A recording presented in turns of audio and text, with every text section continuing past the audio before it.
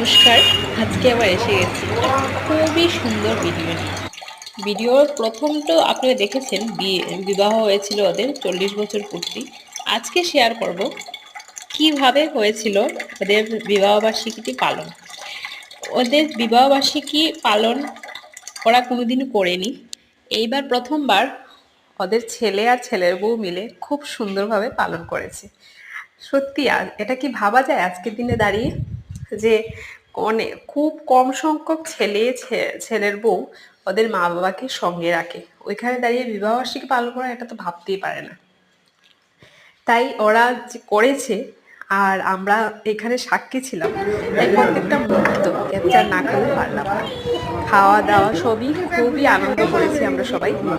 আর সব থেকে বড় কথা, ওরা নিজে ইনিশিয়েটিভ নিয়ে সাজানো, তারপরে খাওয়া দাওয়া দেখা, সব কিছু ওরা ছেলের বউ করেছে।